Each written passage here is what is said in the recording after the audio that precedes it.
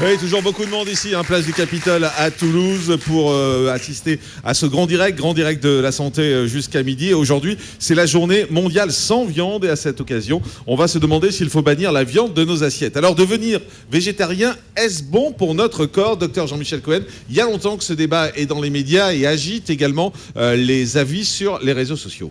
Alors on va commencer par légèrement d'histoire et en rappelant que les hommes ont progressé en passant de l'ère néolithique à l'ère paléolithique simplement parce qu'ils apprennent à chasser, ils commencent à consommer des petits animaux, c'est-à-dire qu'au lieu de cueillir des insectes pour se nourrir, ils apprennent à tuer des animaux, ils commencent à manger de la viande, ils se redressent, ils marchent sur deux jambes, ils grandissent et c'est ce qui fait la croissance de l'être humain. Deuxième rappel, sur le plan nutritionnel, qu'est-ce que c'est la viande? C'est essentiellement deux choses, c'est des protéines et c'est du fer. Le problème qu'on n'a jamais raconté, c'est que ces protéines, c'est pas seulement uniquement un composant protéique, c'est que c'est accompagné de matières grasses. Donc en termes de définition, la viande, ça apporte entre 12 et 25% de protéines, mais ça apporte également entre 12 et 25% de graisse. Si bien qu'à un moment donné de notre histoire, les gens mangeaient des morceaux gras simplement parce qu'on avait besoin de calories. C'est-à-dire qu'on mangeait de la viande grasse qui valait plus cher que la viande maigre d'aujourd'hui parce qu'on avait besoin de beaucoup de calories, parce que ça apportait beaucoup de graisse. Alors il y a deux problèmes qui affectent la viande aujourd'hui.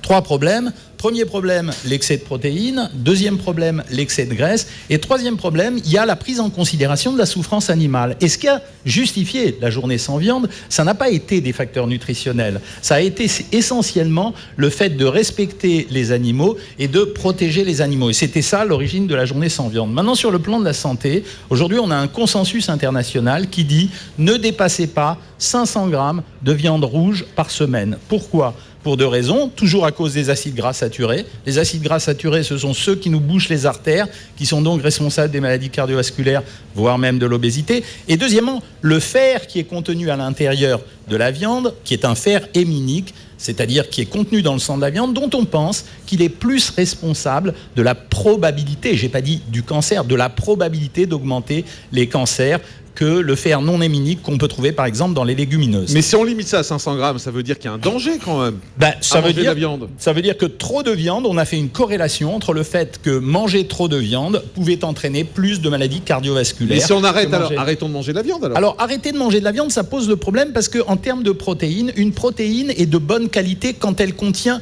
tous les acides aminés. Les acides aminés, c'est des composés qui fabriquent les protéines. On en a deux classes. On a les acides aminés essentiels. Nous ne savons pas, notre organisme ne sait pas les fabriquer. Donc on est obligé de les recevoir par l'alimentation. Une deuxième catégorie, les non essentiels, ceux-là, on peut les fabriquer nous-mêmes. Les végétariens disent, oui, mais les acides aminés essentiels, vous pouvez les trouver dans les végétaux, certes.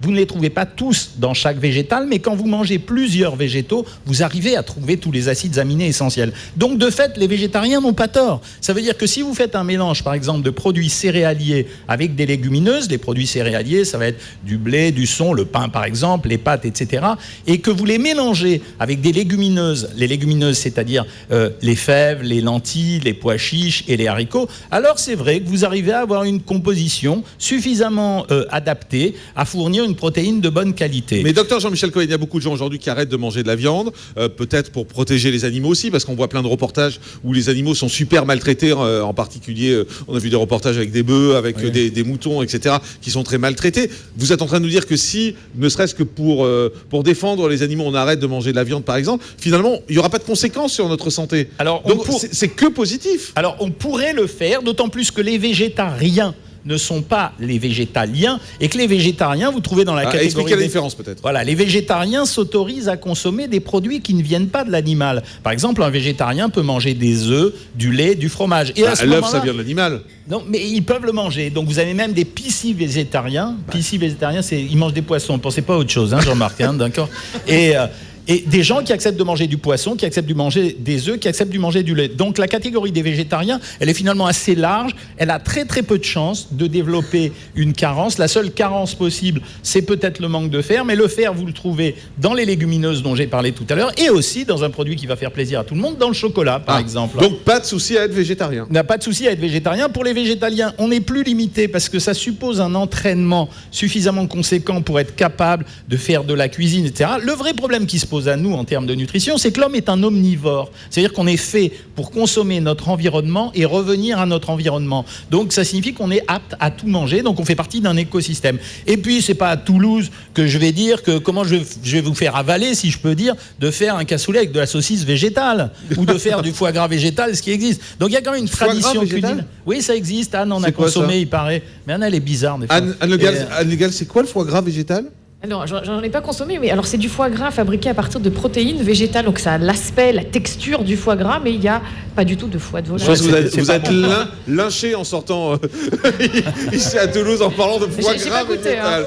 Allez-y, ouais. Docteur Kierzek. Ce qui est important, c'est d'éviter les carences et donc de ne pas supprimer comme ça du jour au lendemain et de faire un régime extrêmement restrictif, parce que sinon vous allez vous retrouver carencé en fer ou autre ou en protéines. Il faut avoir une alimentation variée. Par contre, c'est le dogme qui était de dire il faut manger. Moi, quand j'étais gamin, on me disait il faut manger de la viande au moins une fois par jour, etc. C'est pour être grand et fort, et c'est ce dogme-là qui est maintenant battu en brèche en disant on peut être grand et fort sans manger de la viande une fois par jour.